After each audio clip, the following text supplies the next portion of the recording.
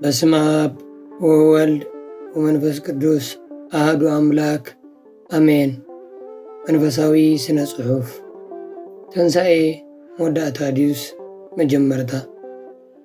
ሎም መዓልቲ ብዙሕ ሰብ ክርስትኑ ዝቕበረሉ መዓልቲ እዩ። እወ ክርስቶስ ካብ መቓብር ክተንስእ ከሎ ብዙሓት ካባና ግን ነቲ ንኣዋርሕ ዝለመድናዮ ክርስትናና ቀቢርና ናብ ዓለባዊ መቓብር ንኣቱ ኣለና። ክርስቶስ ተንሲ እዩ፣ መቓብር ባዶ ተሪፉ እዩ። ግናኸ ሓደ ምስጢር ክሓተካ፣ እቲ መቓብር ባዶ ዝተረፈ ክርስቶስ ስለ ዝተንስአ ጥራይ ድዩስ ንሕና ንክርስቶስ ኣብ ውሽጢ ቤተ ክርስቲያን ሓዲግናዮ ናብቲ ዝነበርናዮ ንኃጢአት ዓለም ስለ ዝተመለስና እዩ። ኣስተውዕል፣ እዚ ቓል እዚ ንዓኻ እዩ። ንዓኻ ንኣዋርሕ ብጾምን ብጸሎትን ክትጋደል ዝቐናኻ መንእሰይ ሎሚ ትንሣኤ እዩ። ንዓኻ ግን ትንሣኤ ማለት እንታይ ማለት እዩ? እቲ ጾም ተወዲኡ ዝብል ናይ ስጋዊ እፎይታ ምስትንፋስ፣ እቲ ናብ መስተን ናብ ዘይተገደበ ዓለማዊ ህይወትን ንምምላስ ዝተዋሃበካ ፍቓድ እሱ ድዩ ትርጉሙ? ብዙሓት ካባና ትንሣኤ ምስ በጽሐ መንፈሳዊ ዕረፍቲ ዝጀመርና ይመስለና። እቲ ዘገርም ግና ክርስቶስ ካብ መቓብር ክወፅእ ከሎ ንሕና ናብ መቓብር ክንኣቱ ንቀዳድም ምህላውና እዩ። እቲ ንኣዋርሕ ብስግደት ዝቐበርናዮ ትዕቢት፣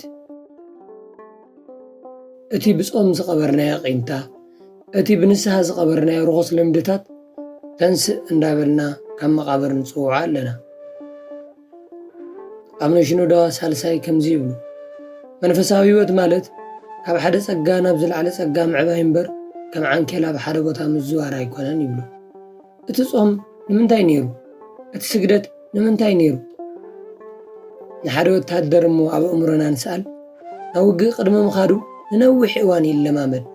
እቲ ልምምድ ምስ ተወድአ ተገላገልኩ ኢሉ ኣጽዋሩ ደርቢዱ ናብ ቤቱ ዝኸይድ ኣይኮነን።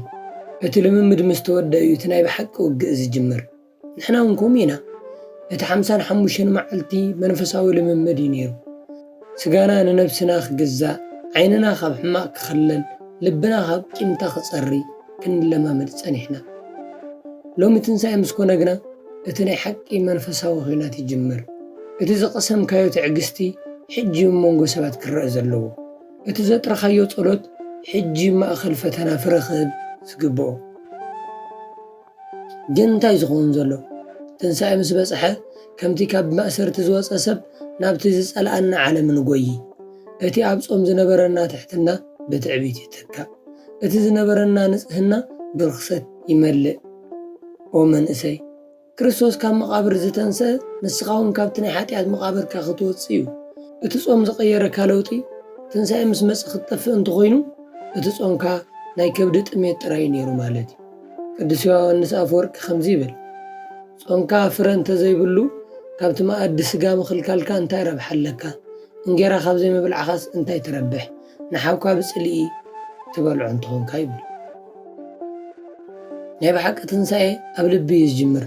ትንሣኤ ማለት ምልዋጥ ማለት እዩ። ካብ ጸልማት ናብ ብርሃን፣ ካብ ሞት ናብ ህይወት። ሎሚ ቆምካ ሕሰብ፣ እቲ ኣብ ሰሙነ ሕማማት ክትበኪ ከለኻ ዝነበረ ስምዒት ኣበይ ኣሎ? እቲ ወጎይታ መሓረኒ ክትብል ከለኻ ዝነበረካ ናይ ንስሓ መንፈስ ደኣ ኣበይ ከደ?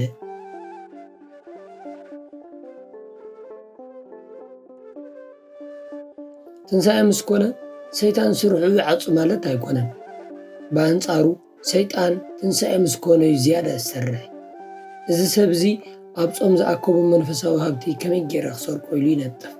ንሕና ግን ጾም ተወዲኡ ኢልና ኣፍ ደገ ልብና ንኸፍተሉ ኣለና። ቅዱሳን ኣቦታትና ትንሣኤ ምስ በጽሐ ሕጂ ጀመርኩ ይብሉ ነይሮም። ንሳቶም ትንሣኤ ንዓመታት ጽበዮ ቖፀራ ኣይነበረን። ንሳቶም ትንሣኤ መዓልታዊ ህይወቶም ነበረ። እስኻ ኸ መንእሰይ ሓወይ፣ ክሳብ ዝመጽእ ዓመት ጾም ጥራይ ዲኻ ክርስቲያን ክትከውን? ክሳብ ዝመጽእ ዓመት ክትጽበ ዲኻ ንኣምላኽ ክትዝክሮ? ሞት መዓዝ ከም ትመጽእ ኣይትፈልጥን ኢኻ። ትንሣኤ ክርስቶስ ግን ሎሚ እዩ። ሎሚ ተንስእ። ካብቲ ዝደቀስካሉ ናይ ስንፍና ድቃስ ተንስእ፣ ተባራበር።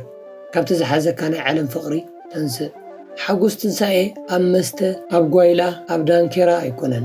እቲ ንስጋኻ ኣጽጊብካ ንመንፈስካ ዘጥምዕ ሓጎስ ናይ ሰይጣን ሓጎስ እዩ። እቲ ናይ ብሓቂ ሓጎስ ግን ክርስቶስ ኣብ ውሽጥኻ ክነግስ ከሎ እዩ። ክርስቶስ ኣብ ሳልሳይ መዓልቱ ክትስእ ከሎ ንሞት ረጊጹ እዩ ተስኡ። ንሕና ግና ሞት ክንጅምር የብልና፣ ምስኡ ኮይንና ንሓጢኣት ክንረግፆ ኣለና። ስለዚ ሓጢኣት ክንረግፅ ከለና ኢና ብሓቂ ምስ ክርስቶስ እንተንስእ። ኦ መንእሰያት፣ ዓለም ተዘናግዑ ግዜኹም እዩ ክትብለኩም ትኽእል፣ ቤተ ክርስቲያን ግን ተንስኡ ግዜኹም እዩ ትብለኩም ኣላ። እቲ ኣብ ጾም ዝቐመስካዮ ጣዕሚ ጸሎት ኣይተጥፋእዮ፣ እቲ ዝቐንኻዮ ንጽህና ኣይተርክሶ። ትንሳኤ ማለት ሓድሽ ምዕራፍ ህይወት እዩ። ካብ ሎሚ ጀሚርካ ኣነ ምስ ክርስቶስ ተንስኤ ይበል። እቲ ቀደም ዝነበርካዮ ሕማቕ ቦታታት ኣይትመለሶ። እቲ ቀደም ትዛረቦ ዝነበርካ ዘይጠቅም ዘረባታት ኣቋርጾ። ሓድሽ ፍጥረት ኮን። ትንሳኤ መጀመርታ እዩ። መጀመርታ ናይቲ ዘለዓለማዊ ህይወት፣ መጀመርታ ናይቲ ምስ ኣምላኽ ዘለካ ሕብረት። ሎሚ ደወል ትንሳኤ ኣብ ልብኻ ይደወል። ክርስቶስ ካብ መቃብር ወፂኡ እዩ፣ ንስኻ እውን ካብ መቃብር ሓጢኣት ውፃእ። ልክዕ ከምቲ ቅዱስ ዮሃንስ ኣፈወርቂ ዝበሎ ሞት ኣበየሎ መውጊእኻ፣ ሲኦል ኣበየሎ ዓወትካ፣ ክርስቶስ ተንሲኡ ሰይጣን ወዲቑ። እወ ሰይጣን ክወድቕ እንተኾይኑ ንስኻ ክትንሳእ ኣለካ። ትጉዕዞ ሕጂ ይጀመር። እቲ ቃል ሕጂ ይስራሕ። ብርሃን ትንሳኤ ንዘለዓለማዊ ህይወትኩም ይብራህ። ክርስቶስ ተንሥኡ እሙታን በአብይ ኃይል ወስልጣን አሰሮ ለሰይጣን አግዓዞ ለአዳም ሰላም እምይእዜሰ ኮነ ፍስሐ ወሰላም ርሑስ በዓል ትንሣኤ